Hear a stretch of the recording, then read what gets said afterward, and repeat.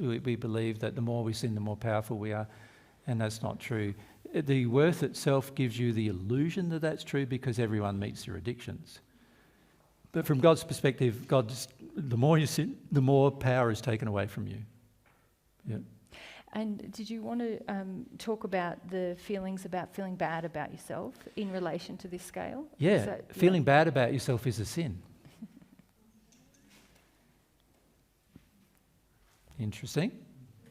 So the more you feel bad about yourself, so let's say you feel good about yourself here, the more you choose to stay feeling bad about yourself, can you see what's happening? The more you're going to sin. Right? And you end up with more demands on people, you end up with wanting them to make you feel good, you end up with pushing them into trying to make you feel good, you engage things like sex and food and money and other things to find worth to make yourself feel good and so forth. And fundamentally it's because we don't believe already that we're the pinnacle of God's creation. So it's important, and this has been something very difficult for me to deal with in this life, has been to stop myself from the addiction of feeling bad about myself. Mm-hmm. Mm-hmm. And I've had to work my way through quite a lot of emotions to do that. A lot of it was driven by my fear of other people's attack. So I started seeing the relationship between me feeling bad about myself and the level of attack that other people want to. The more other people attack me, I had a tendency to then feel worse. Do you follow? Which means that they felt more encouraged to attack me. Can you see that? The worse I feel, if I'm the downside, I'm getting down on myself, down, down, down. This encourages the opposite, the people who are in the addiction of attacking others, to increase their attack. And I realised that I felt that if I made myself smaller, I thought that I would stop their attack. Can you see that? And there's this tendency of most of us to think that if we make ourselves smaller, we don't be our nature, we don't be our personality like we were talking about yesterday, we don't exercise our desires, we'll stop the attack because we're afraid of it. But what I found is when I felt my fear of other people's attack, I started having more worth towards myself, more feelings of positive towards myself, and I got attacked less. And I thought I was going to get attacked more. But I get attacked less. People often say to me, like, why aren't you in prison already? It's because I'm feeling better about myself. You follow? Yeah? I say a lot of things confronting to a lot of people. And very few people treat me badly now compared to what used to. Does that make sense? It used to be every single person I met.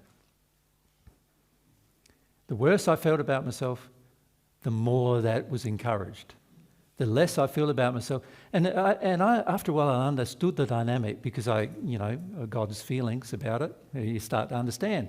And I started to see, by me feeling bad about myself, the opposite of the truth, right, I encouraged them to feel they were superior.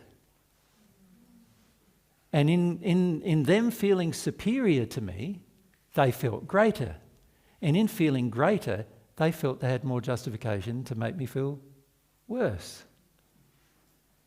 That makes sense? So I started to see the relationship between attack, my history of attack, first century memories about what happened to me many, many times, had an impact on me greatly in terms of having to deal with, the level of myself, putting down myself in order to control the attack. It's been a problem for our soul. Mary has done the same thing as well, putting herself down all the time, trying to avoid attack. And she's going through the same process I've been through, just learning not to do that, and how much that encourages bad spirits and bad people to attack you is quite marked. Yeah. And it's important to understand the difference between just feeling the truth of your sin and feeling bad about yourself and holding on to that as a belief, a global belief about yourself. Yep. So, and sometimes people hold on to this idea, I'm just bad, to avoid the specifics of their sin. Yep. But sometimes it's exactly what Jesus is saying. A lot of times. that we just want to put ourselves down because we think everyone will get off our back then. Yeah. And that usually comes from a childhood of that happening, where people were on your back and you found and you learnt the lesson that if you put yourself down, before they attacked you, they generally didn't attack you as much, is the thinking. But all they did was get more control over you, unfortunately, because you put yourself down so much. Yeah. You got more compliant with their will rather than discovering your own will and exploring and experimenting with your own will. So remember that humility, a lot of humility is being willing to emotionally give up your own beliefs and ideas about yourself in favour of God's. Yep. So, this part of the prayer is saying, I'm going to be humble to your opinion of who I am. Rather than mine. Yeah. Yeah. Many of you are carrying around bad feelings about yourself. God wants you to give them up. You're going to have to grieve some things, and you're also going to have to feel some fear. So what I've found is there's a lot of fear that causes a person fear because in their childhood, the attack caused you to feel that if you put yourself down, you'll get rewarded for putting yourself down. And the reward is no more attack, right? And so you put yourself down enough like that, you start feeling, it becomes a part of your very psyche. It becomes a part of who you believe you are, a person with no power, no strength, no energy. Yeah, and you start acting like that as well in your life. You don't make decisions, you don't make choices, you don't go for things, you don't, create a life for yourself. You don't do all of those things as a result as well. And all of that often comes from this feeling that in your childhood, whenever you were trying to do something for yourself or were trying to grow in any way that was out of harmony with your parents or your upbringing, everyone attacked you. Right, and put you down. So in the end, you learn to put yourself down to avoid it. Right, it's a learned behaviour. And then, as you're saying, as you're trying to experience more of God's feelings about you, often there's fears come up because you feel, this is going to ramp up the attack. It's going to make it unsafe again. My life's going to be more unsafe than it is now. So you feel very resistive to doing it. And so I found myself very resistive to having any positive feelings about myself. Mm-hmm. It makes sense? Yeah. And the more harsh the treatment as a child, probably the more resistive you're going to be. So some of it's just verbal, like pulling you down here and undermining you there and stuff like that. So that's enough. And that's verbal abuse. But for many of you, you've experienced actual abuse, physical violence, sexual violence in your childhood and other things like that. It's going to be harder because you're going to feel like, if I be myself more, all those people who abuse me to get me into that position are going to start attacking me again. Right? Yeah. So there's a lot of fear in it. I had to work through a lot of fear. I probably had a good solid 4 years of fear actually for a period of time before I met Mary, before I even had enough sense of worth to even think that I could even do things. It was before I even knew who I was. I went through a 7-year period of lots of fear, lots of terror, working through just even embracing my life, right? And when I met Mary, it ramped up again because Mary had a habit of attacking me when we first met. Because she wasn't I wanted the happy. men to make my fear go away. Yeah, and I was very afraid all of the time because of the other attack that was coming towards us. Yeah, what happened was Mary wanted me to accede to pander to people who were attacking us. That's what I was doing, and I she wanted felt Jesus unsafe. to do it. Yeah. And so then I had to deal with, even Mary wants to hammer me, and I had to even deal with that as well, like feel about that and work my way through having some sense of inner strength where I can go, no, Mary, you're wrong, without, feeling like I have to bow to the pressure. Yeah. So it's taken a fair while, and I'm still working on actually this issue of self, how you view yourself. Yeah. Every single person I met feels that I'm not sufficient enough to be Jesus, without exception. Actually, many of you, when we first met, felt exactly that, right? Many of you come to a seminar and you think, is this guy Jesus? Like, I feel that. Every single person I meet is like that. And some of you have changed with that over the years, just from experience or time or whatever. Many don't. Many after interacting with us feel more definite about it afterwards than before we met. Yeah, and so it's just a constant thing that I'm having to work my way through with all this projection that I'm not worthy enough all the time.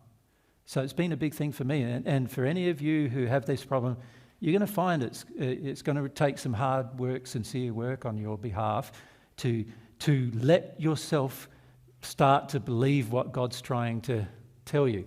The interesting thing, though, is the more you receive his love, the more you'll feel it anyway. Yeah? Then the love will cause you to feel like, I can't treat myself badly anymore. Yeah. Oh, now I'm afraid. And then there's the work to do on the fear. Yeah. When I was in my 20s, my whole life was governed about serving people to my own detriment. I did it to the point of exhaustion. Every single day. I would come home absolutely hammered, and I spent every day trying to help somebody, all day, every day trying to help somebody. And I used to come home absolutely like no energy at all in the end. Just no strength, energy left, and then I would do it the next day. Yeah, had no concept of love of self at all. And really it's God's love that's helped me regain, and our closeness to our own soul that's helped me regain that love of self. That makes sense? Yep. Yeah. So, these are just feelings. They're all ant-emotions. Things to feel. And they'll help, if you recognise them, you'll grow greatly from them. This is why the prayer is so important, right? Because everything you read, you go, oh, gee, I have that too, and oh no. And then many of us, when we talk about sin, you're thinking it's the bad things you do to others.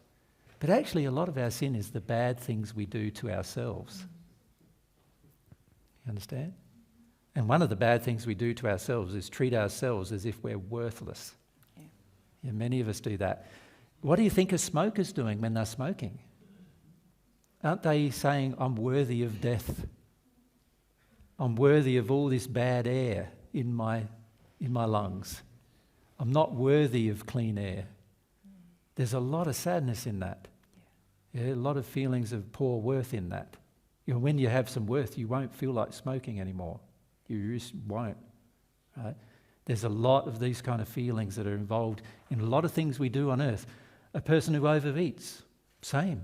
Why would you overeat? It just makes you fat and unhealthy and unhappy and prone to heart disease and early death. Why would you do it? You've got to have some level of bad treatment of self involved, don't you? To do it. Yeah. So it's a lot of times you'll find that the relationship with God helps expose to you how badly you feel about yourself. Yeah. And when you work through it, you come out the other end. Like I compare myself now and I go, wow, I was in such a mess. In my 20s, man. Just I look back at my early 30s now before I started making any change. And I go, if I had continued on that course that I was on, I would definitely be dead by now. Definitely be dead by now. I was so embroiled in this bad treatment of self, and man, it's just without these changes, I would have died from either bowel cancer, heart disease. I would have died from many things, potentially many things. It's a long list. I was working, overworking for people to get my worth, bowel cancer. I was sad all the time and trying to overcome my sadness by feeling good about myself, by trying to be loving to others. Heart disease. I was feeding myself badly. Just from that, I possibly would have died. I used to drink 20 Cokes or 40 Cokes a week. One for every workout. I would have died from... by the time I was 18, the doctor said I'm prone to pancreatic disease, right? Failure, right? So because of my addiction to sugar, just that one thing. I used to eat a 4-litre tub of ice cream in one sitting. I used to have 3 a week. Yeah? And by the way, it wasn't just ice cream, it was covered with caramel sauce or something. Caramel, yeah. Caramel syrup. And you know, the amount of things I used to do, like by the time I was 30, I was tubby, and getting fatter every year as well. Just, and my personal life was a mess. I was not being honest with my partner. I was married at the time, wasn't being honest with her in the sense of saying, no, things are wrong here. She was doing a lot of things that I felt were wrong, but I wouldn't say anything about it. I'd just tolerate it. You know, I was embroiled in a religious faith that caused me to work and work and work and work and work, and I was thinking I was pleasing God doing that, you know, working so hard all the time. I didn't enjoy much of it. I was quite unhappy. I used to go behind our shed in the backyard and cry a lot. You know, I was pretty much a mess. I was 33. Yeah. So having a breakthrough emotionally helped me greatly, and then also having the breakthrough into, you know, wanting to have the relationship with God back helped me the most. Yeah. Make sense? Yeah. Time. Yeah, it's time. Yep. 2 minutes. So hopefully from today's discussion, we sort of haven't obviously had a lot of, we could go into a lot more nuts and bolts about things, couldn't we? Can you see that? There's a whole lot of things we could talk about with this. And that's probably what we'll do with each group. You know, we're you know, next time we go to, we're in Portugal, first few days there, we'll do the same thing. And then when we go to Canada, we'll do the same thing. When we go to the US, we'll do the same thing. So in amongst all that, you'll see a variety of different things being mentioned, sometimes the same, sometimes different. And you'll get a bit more of a bigger picture of what's involved in terms of seeking, desiring, longing for God's love. But I would just like to take you back for a moment to the beginning of yesterday's conversation. Remember I said to you this: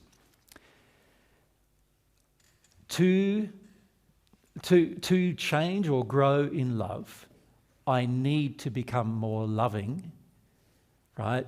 For the world to change and for me to change and for me to be happier. I need more love. I need to become more loving myself. I don't need more love from other people. I need more love inside of me towards everything, right? That's what I need. God's the person who has the power to give it to you, right? So then we also said, remember yesterday morning, we said, but for that to occur, I need to desire it. So what I would like to do is encourage you to experiment with desire for that love. And let yourself feel why you haven't been asking, why you haven't been seeking it, how important you felt it was before, right? Let yourself ponder these things so that you change your desire in such a way that you start to seek it. Because without seeking it, it's not going to happen. And you can come to Divine Truth seminars for the next 10 years, and if you don't do that, you're going to be exactly the same person probably that you are right now, with a bit more sin attached. Because when we're in a state where we're not loving ourselves, naturally we're going to be gravitating towards sin, right? So for that to change, we need to receive that love from an outside source. For that to happen, I need to have a desire that's pure and sincere for it. So that's what we recommend you attempt to do. And engage with that process with some, what did you call it yesterday? Resilience. Yeah. As in, Passion. With gusto, passion, and willing to keep at it. If you don't get a result in the first try, a lot of us go, oh, well, it doesn't work. Well, or, often I can't you won't do it. because your desire at the beginning may not be as sincere as it needs to be. I can almost guarantee you it won't work on the first try. God's going to want to help you to refine that desire, to really open up and to make it pure, you know? Yeah. So, stay in the process with God, even if you feel like it's not going that well yet. Yeah. Tomorrow, we sort of want to change tack a little because we want to talk about what we've been talking about with you guys, but with some spirits instead. So that's what we hope to do in the morning. There's a lot of spirits who have been present here, as there normally is in our presentations, and we want to help them as well if we can. And we also want to sort of talk to some spirits who have different of these addictions still, and they don't realise it. And some of them are very angry and upset with us, so there might be a bit of... you might feel a bit of that anger coming from the spirit world tomorrow as well in your attendance, but we want to talk to them about things so that we can help them as well as yourselves. And then we thought maybe in the afternoon we might just open discussion to questions that you have about just general matters. But we don't want you to be in the addiction of explaining your life to everybody here and having everybody to put up with it. Does that make sense? What we would like is for you to be specific with your questions. Mm-hmm. And we don't care whether they are questions about God's way, divine truth, what we do in our personal lives, what you do in yours, as long as they're specific questions. Does that make sense? So that's what we're thinking we'll do tomorrow afternoon. Sound all right? Okay. Thanks for your time today, Thanks, guys.